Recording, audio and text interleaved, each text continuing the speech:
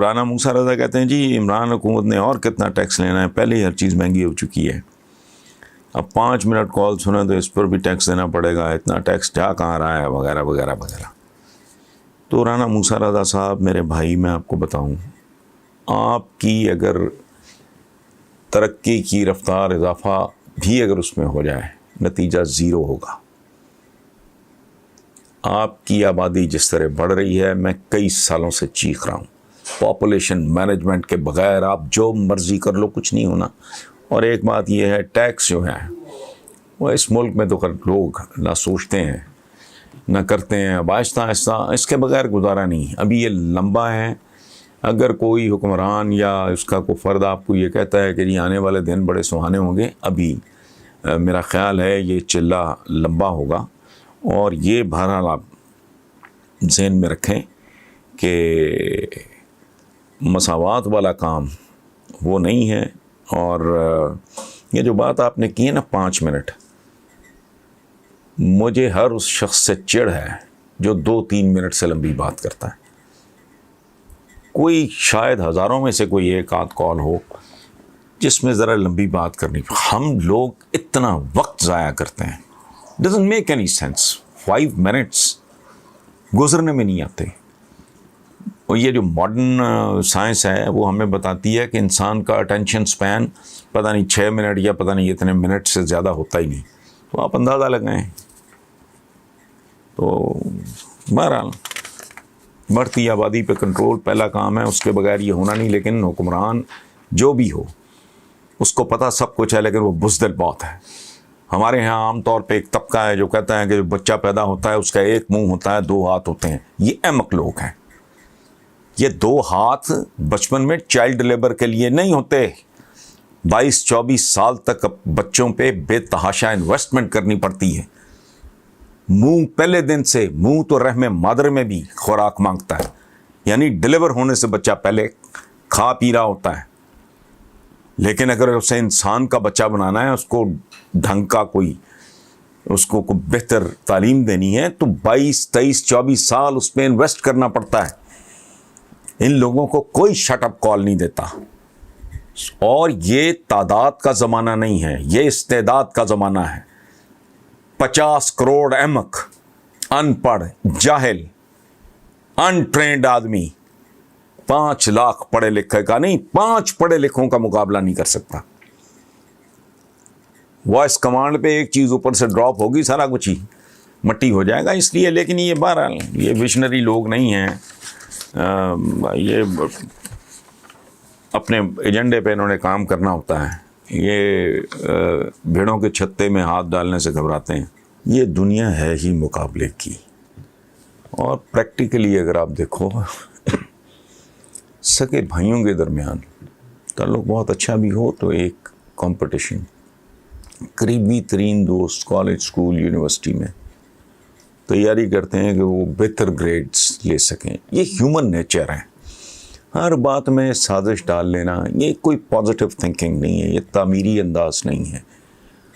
ہم لوگ، ہمارے جو نصاب ترتیب دینے والے، خدا ان کے حال پہ رحمت کرے، جو مر گئے ہیں ان کے گناہ معاف کرے، یعنی کتنی احمقانہ، کتنی مسخہ خیز بات ہے کہ ماچس کی ڈبیا جتنا انگلینڈ اپنے سے ہزاروں گنا بڑے ہندوستان پہ قابض ہو جاتا ہے،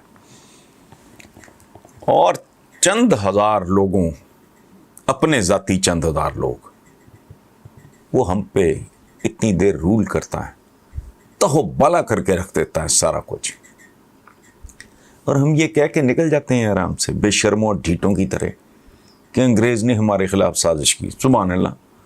یہ ایسے ہی ہے، جب مسلمانوں کا عروج تھا تو جو فتوحات انہوں نے 3 کانٹیننٹس پہ، سلمان علی شان کی حکومت تھی، آٹومنس کی، وہ سارے کہیں یہ سازشی ہیں۔ وہ ایسا نہیں ہوتا۔ سازش is a part of the package. یہ زندگی میں جب انسانوں کے درمیان، معاشروں کے درمیان، ملکوں کے درمیان، قوموں قبیلوں کے درمیان جب دوڑ لگتی ہے تو اس میں فیئر انفیئر کچھ نہیں ہوتا. آپ نے وہ محاورہ سنا ہوگا, everything is fair in love and war. تو یہ تو لو بھی ہے, وار بھی ہے. اس ملک کی بہتری کے لیے آپ اپنی جگہ پہ اگر کنٹریبیوٹ کر رہے ہیں, اور اگر میں کہیں کچھ کنٹریبیوٹ کر رہا ہوں, تو وہ جنگ کی کیفیت بھی ہے کہ ہم نے باعزت ہونا ہے, یا باعزت ہونے کے لیے ٹکریں ضرور مارنی ہے, کچھ چاہے نتیجہ نہ نکلے, لیکن کوشش کرتے رہنا ہے. اور محبت ہے, چونکہ ہم یہاں کے جم پل ہیں, یہ مٹی ہماری مٹی ہے, ہمارا اس کے ساتھ ایک صدیوں کا, ہمارے بزرگوں کا ایک تعلق ہے ایک. تو اس لیے یہ کہنا کہ اگر اچھا آپ کر لو سازش, بھائی سارے کام تو کرتے ہیں اور ساری قومیں کر رہی ہیں, کون سا جرم, کون سا گھناؤنا کام ہے جو اس ملک میں نہیں ہوتا؟ سازش بھی کر لو, یہ کیا بات ہے؟ اور دیکھیں, دیر از اے ویری تھن لائن. آپ مجھے اچھے لگتے ہیں, آپ کی سازش مجھے اسٹریٹجی لگے گی, میں آپ کو زہر لگتا ہوں, میری اسٹریٹجی آپ کو سازش لگے گی. فرق کیا ہے؟ اسٹریٹجی کیا ہوتی ہے؟ مارکیٹنگ اسٹریٹجی بناتے ہیں, زیادہ سے زیادہ لوگوں کو بیوقوف بنانا اور اپنی پروڈکٹ کو زیادہ سے زیادہ لوگوں تک پہنچانا. اب اس کو آپ چاہیں تو سازش کہہ لیں. کمپلسو بائنگ ہوتی ہے, انگریزی میں ایک ٹرم ہے. کمپلسو بائنگ کیا ہے؟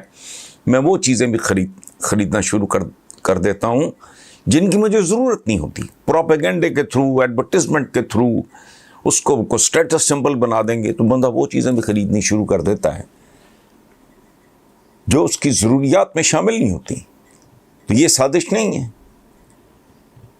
تو بھائی میرے یہ کہنا, اور اگر کوئی آپ کو آؤٹ منوور کر گیا, آپ سے زیادہ اسمارٹ ہے, آپ سے زیادہ طاقتور ہے, اور طاقت اس کو ایسا تھوڑی ہے خیرات میں مل گئی ہے, یہ اس نے شاپنگ مال سے خرید لی ہے, محنت کی ہے. وائی از امریکہ سپر پاور ٹوڈے؟ سازش. مسلمانوں کا جب سازش, یہ تو کوئی بات نہ ہوئی نا جی, کیا آپ کل مسلمانوں کا کوئی اٹھ کے کہہ دے گا کہ وہ سازشی تھے؟ ایسا نہیں ہے. آپ کو اپنے عصر, اپنے عہد, جس زمانے میں کوئی قوم قبیلہ زندہ ہے, اس کے تقاضوں کے مطابق, اس کے تقاضوں کو سمجھ کے اگر آپ ایڈریس کرو گے تو بس ٹھیک ہو گیا پھر سارا.